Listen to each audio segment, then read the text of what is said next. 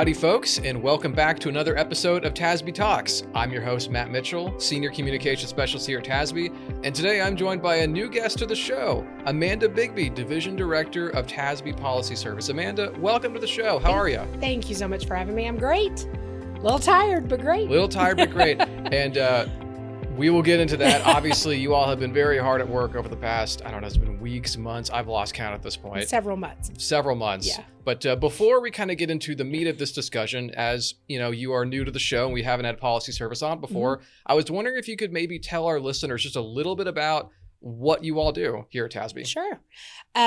We are one of the divisions in TASB, and we have been in existence for 50 years. It's our anniversary this year. We lessen the burden of government for school districts by helping them with their regulatory environment effectively. So we produce policy manuals, and every district has one that's unique to them. We provide legal framework documents that combine up rules and laws and court cases into a codified system that is easier to use than the goose chase that is finding all the laws that apply to one subject. And then we also make local policy recommendations, and we maintain individualized manuals for most of the school districts in the state. We also have some other resources that we provide, including a regulations manual that districts can use to customize their own regulations. Student handbook, student code of conduct, pretty much anything a district would need in terms of governance or management documents, we assist them with those and provide recommended models for them. Now, you mentioned you're a little tired right now, and you also mentioned a policy update. Yeah. And pretty recently, you all released a pretty big one. A couple weeks back, obviously, we just got through with the legislative session. And so you all were very hard at work on getting this super important update out. So I was wondering if you could just kind of walk us through that process. Sure. Yes, it's been a while. We watch bills while they're in session, but the real work starts after sine die. So June 2nd, we hit the ground running. It is a pretty intense process from June until today. Update 126 is the one that we just recently released. It started going out to districts in mid-October. It is the largest update in policy history for us. It's about twice as many pages edited as the last post-legislative update. So it's a whopper. It includes about 140 legal framework updates. So 140 different legal codes have been updated. And we're recommending 28 model local policies. And that's on top of 4 that we did over the summer. This legislative session, there were certain laws that had policy implications that went into effect before the school year started. So we had to do some out of our normal process. And then we have some other samples ready for districts that may need additional policy language afterwards. So it's a big one. It's taken a lot of manpower since June to do that, but we're super proud of the work that's been done, and I'm glad we could assist districts with this really large policy update. And so obviously it's taken a lot of hours and a lot of manpower. Can you walk us through the process of, kind of from start to finish, how this gigantic update gets created and then published? Yeah. Thank you for asking, because we're about to be in the policy weeds.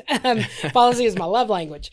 June 2nd hit, and within moments, we were pulling together all the bills that impacted schools. I will take this moment to tell you we work very closely with TASB Legal Services year-round, but especially during this time. So legal services in particular is analyzing, reading. They divide up the bills amongst the attorneys.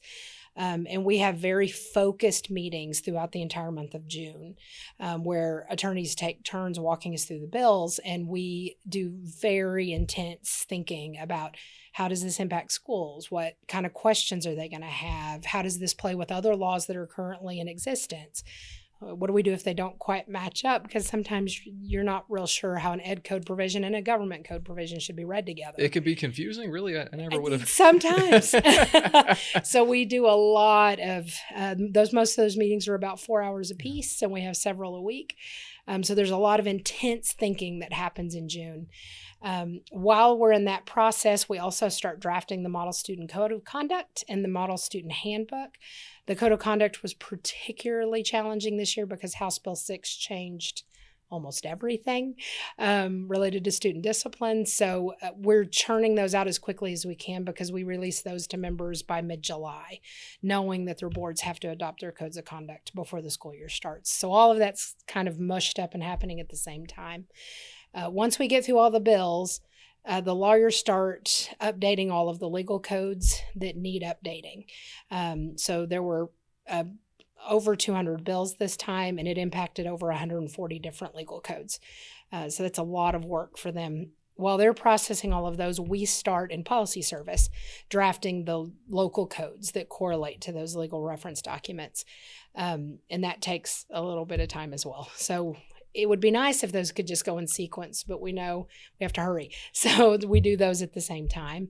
Once all of that is developed, we have what we call development meetings where we're walking through the language, asking questions, making sure it reads well.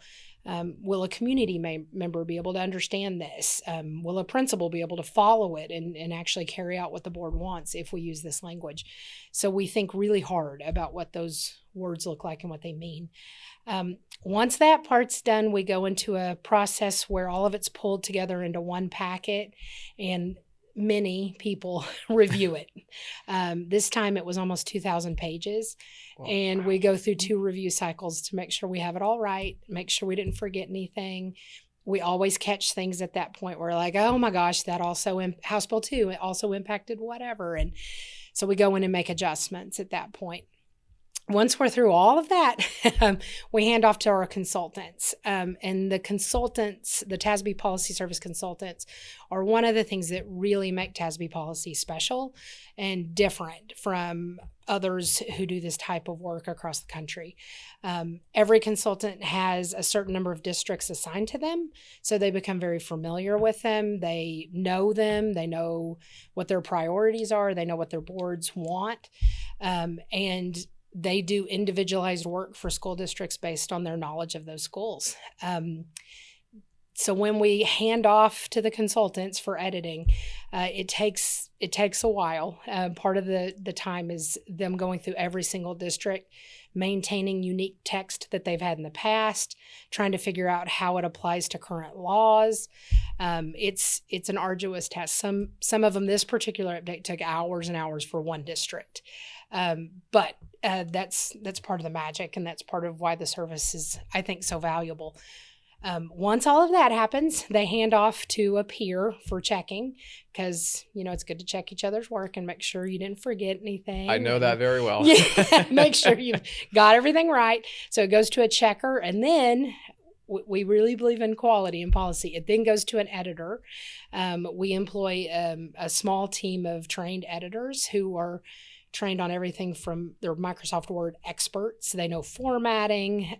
They also have been trained on accessibility issues. So they make sure everything is going to work with a screen reader and is phrased correctly, and they're grammar experts. And so then it goes to proof. The editors check it out. Then we finally get over to what we call production, but that's the technology team. They make sure everything's going to work within the system, compile everything into PDFs and other file folders, and then every single district has a Policy Online account, and everything gets uploaded into Policy Online, and then an email is sent to the district and said, your packet has arrived, it's in your hands.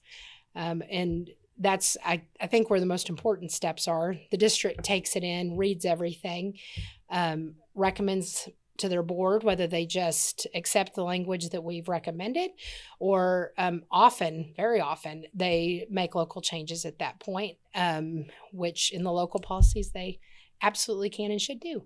And they make it their own, and then once they're adopted, they give us notification of what they've done, and we post them on Policy Online for the district and the community to use.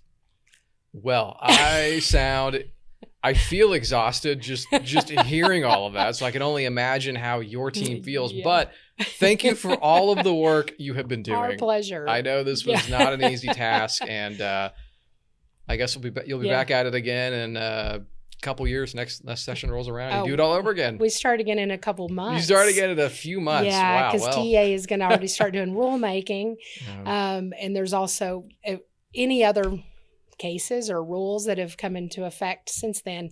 So we generally get about 30 to 60 days off before we start the process again. It won't be as big, obviously. Yeah. This one was particularly large. Post-updates or post-legislative updates are always large. But I will also tell you, if districts get a hard copy, once it's with technology, we also work with our on-site print shop, and they print packets.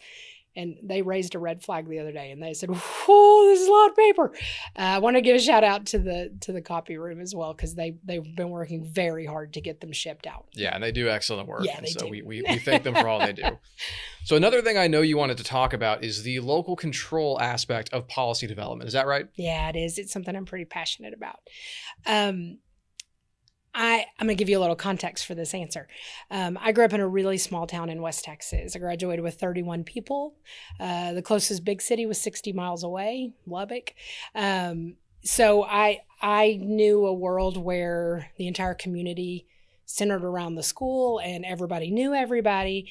And there was not an in-house attorney. There was not a slew of administrators doing work. And I knew how stressful that was. My father is an educator, and he was a principal in that district and then a CFO later. So I saw a lot of board meetings. I saw hardworking community members serving for their schools. After I went to law school, I eventually made my way to a suburban school district in North Texas that was quite large, about 34,000 kids compared to my class of 31. So I've seen districts of all sizes and different spots in Texas. And I think I have a unique appreciation for how really incredible the state of Texas is in terms of how different every corner is, how the needs of each community are different, the priorities of the community are different. Every single school district in Texas has a different flavor. And I think that's part of what makes Texas strong and special. Part of why I loved the idea of working for TASB was being able to help the smaller districts that don't have the staff to equip them to be able to efficiently handle things like policy manuals. You just don't have somebody assigned to policy if your district only has 500 kids. You just can't. I love that about the work, and I love that about Texas, and I love being able to help the smaller districts that don't have the manpower to do it otherwise. But what also comes into play with that is all of those unique needs need to be reflected in their policy documents. So it's important that school districts really do read the recommendations we send them. We're always going to give you language we think is going to keep you legally compliant. We're going to try to help you avoid legal risk. And we think it's good language.